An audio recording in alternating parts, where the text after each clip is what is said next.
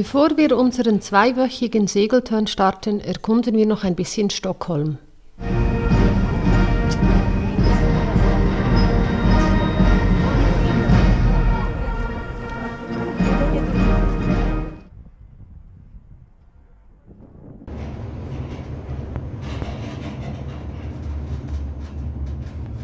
Das ist der Fernsehturm von Stockholm.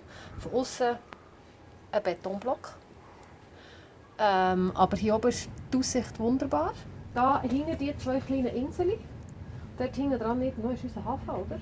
Also auf dieser grossen Insel links. Ah, da links? Ja. Also dort? Zum Beispiel.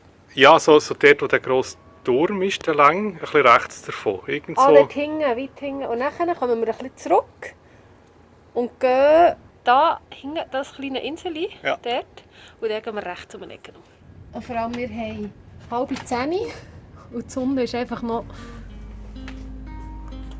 so hoch.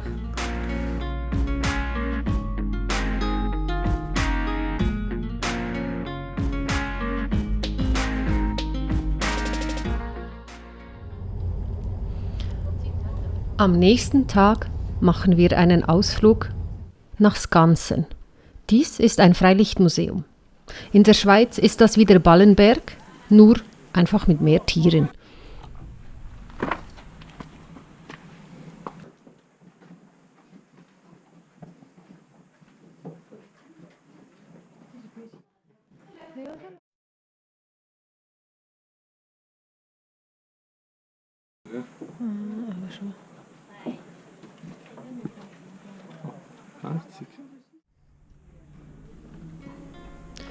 Wir haben unseren Start- und Zielhafen in Gaschäga erreicht und gönnen uns nun bei Sonnenuntergang ein feines Nachtessen.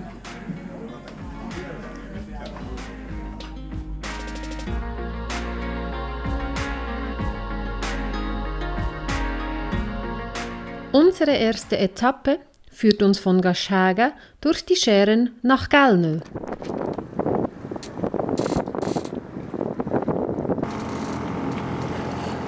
Auch die andere kleine Fähre hast du gesehen?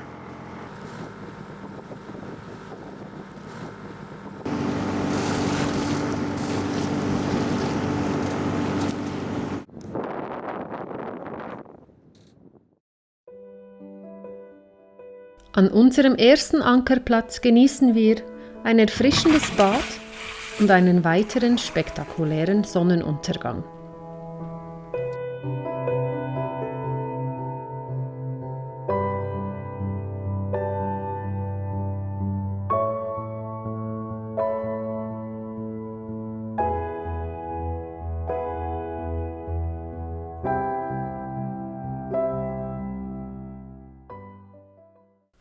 Am zweiten Tag geht es durch die Schären weiter, Richtung Süden, in eine Bucht nahe Ornö. Hissen Sie den Anker? Hey du!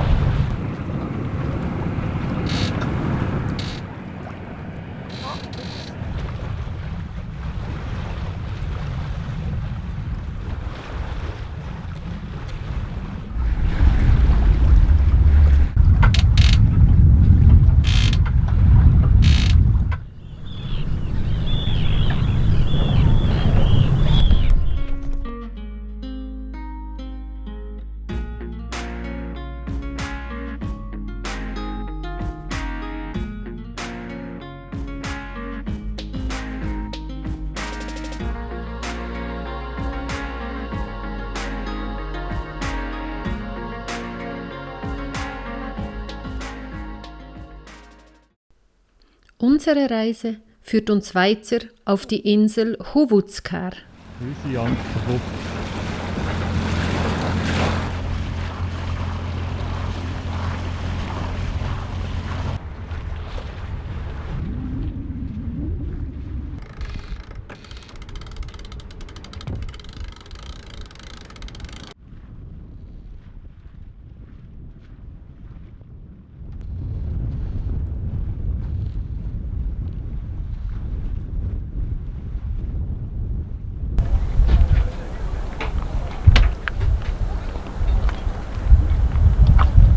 Also wir sind heute Morgen in Ornö losgefahren und dann haben wir eine gute Stunde mit etwa 5 Knoten im Durchschnitt segeln. Dann sind wir dann in die Bucht hineingefahren, wo es ganz viel Platz hat und wo eine Boje frei war. Und in unserem Kartensystem ist die als Gästeboje markiert und haben wir dort erfolgreich angelegt. Und kurz bevor wir eigentlich hätten einen Landgang machen wollten, dort hinten, zu diesen Hütchen, und all diesem Zeug, ist einer an uns vorbeigefahren, hat so ein gelbes Zettel aufgehabt.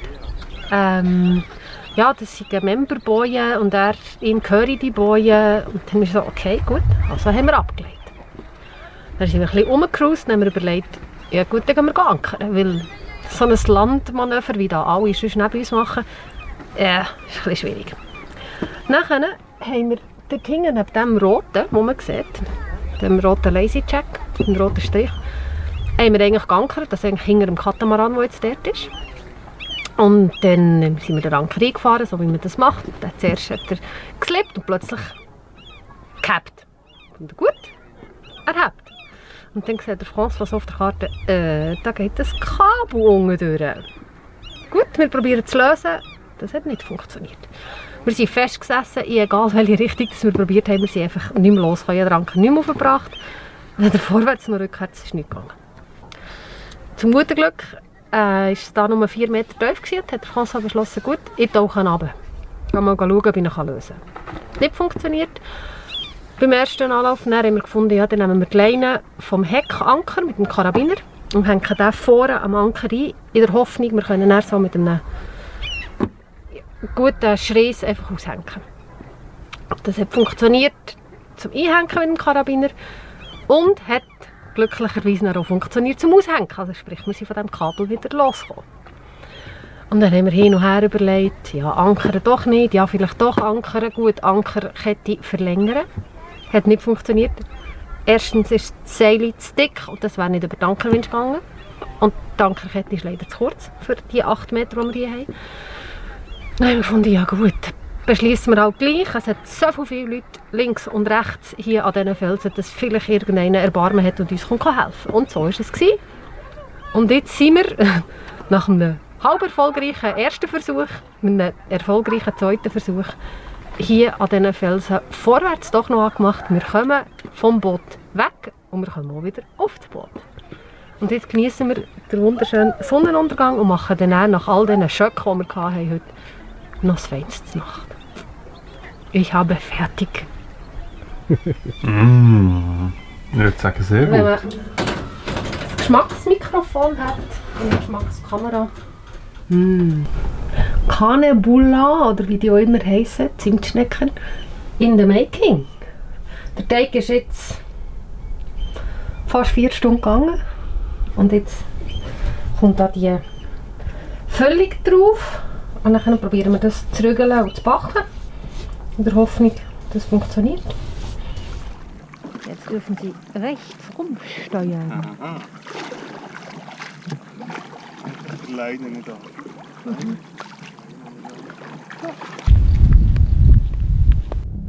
Wir erkunden die Insel Huvudskär.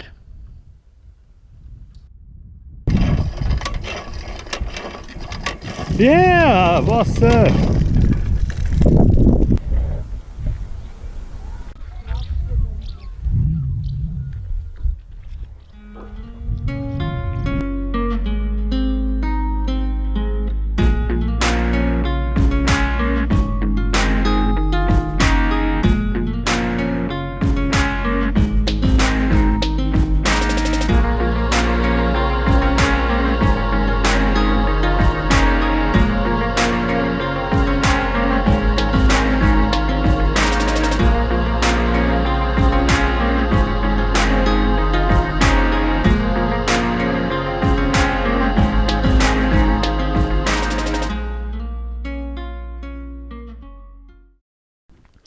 Unsere nächste Etappe führt uns von Huvudskär auf die Insel Sandön.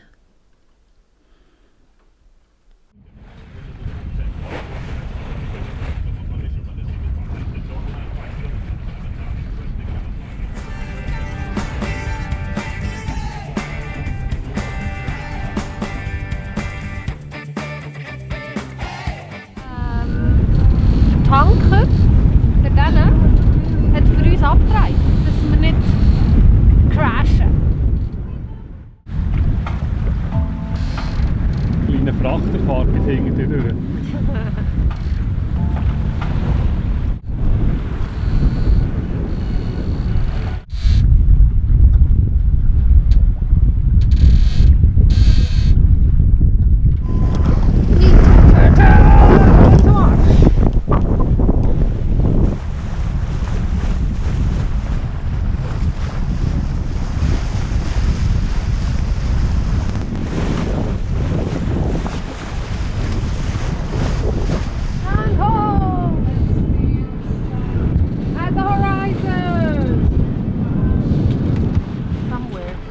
Nochmal duschen.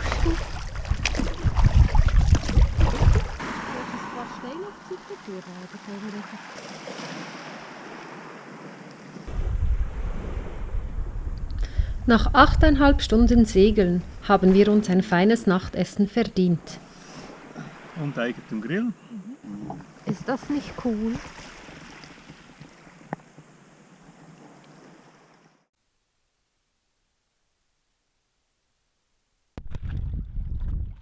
Dieses Boot! Ganz allein. Und dieses Ziel.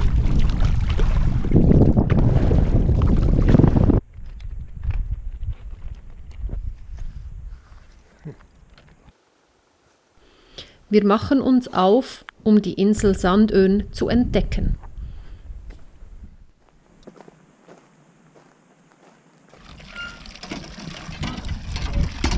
Um 1900 bauten der Leuchtturmwärter Karl Burgström und seine Frau Hulda eine Jagd- und Fischerhütte hier bei St. Annae. In den 1920er Jahren hielt sich der Schriftsteller und Künstler Albert Engström hier auf. Weite Teile seines Buches Gotska Sandön aus dem Jahre 1926 wurden in diesem kleinen Haus geschrieben. Ja, das ist 6,3 Kilometer.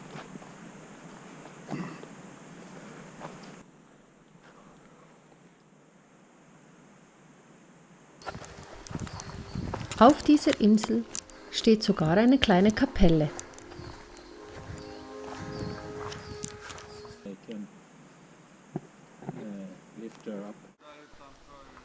Ein netter Herr erklärt uns einiges zur Geschichte der Insel.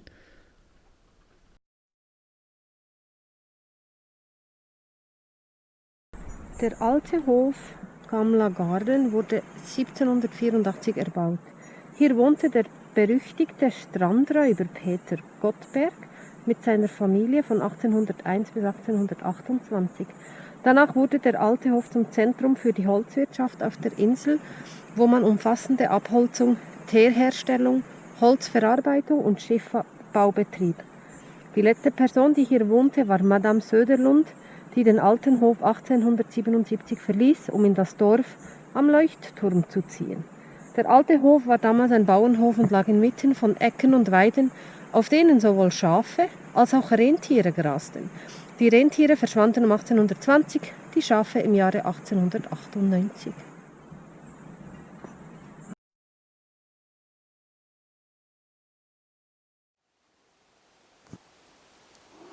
Ein weiterer Hase liegt auf dem Weg. Hau Dingi. Ja, wer braucht schon einen Motor, wenn er einen Steuermann hat? Ja, spritzt!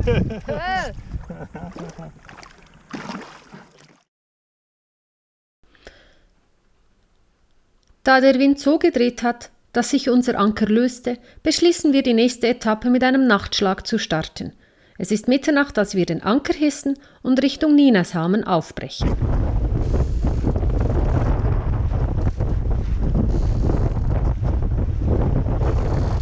Ja, nachdem wir gestern Abend relativ überstürzt von der Insel Sandön weg sind, weil der Anker nicht gehabt hat, weil der Wind gedreht hat, haben wir spontan entschieden, wir reisen halt einfach los. Wieder Opsi, wo wir sowieso hin wollen. Der erste Teil der Reise war super cool. Schöner Vorwindkurs und etwa 5 Knoten Schnittdurchschnittsgeschwindigkeit. Wind von hinten, leichte Wellen. Mittlerweile hat es aber ziemlich gekehrt. der Wind dreht, kommt jetzt von vorne. Hat auch schon so ein bisschen unangenehme Bühne aufgebaut und jetzt passen wir uns dagegen an.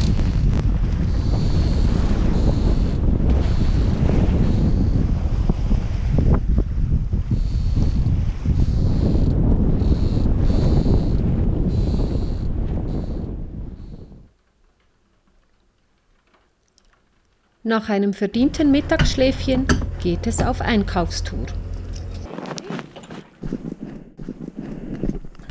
Also, schwedisch an Land gehen Variante Cecil. Funktioniert aber nur, wenn man so ein Ponton-Ding, oder wie man das anders sagen hat.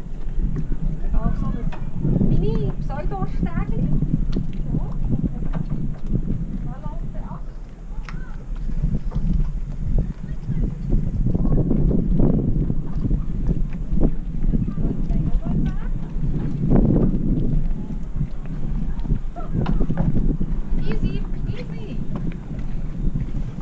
Andere Variante, wenn man kein elegantes Stägli hat. Oh, hier haben wir eine Bootsanlage. Trailers, oh yeah. Welches ist meins? Wir genießen ein feines Nachtessen. Das wäre auch noch für dich, das Smörbröt. Ah, das können wir teilen. Smör.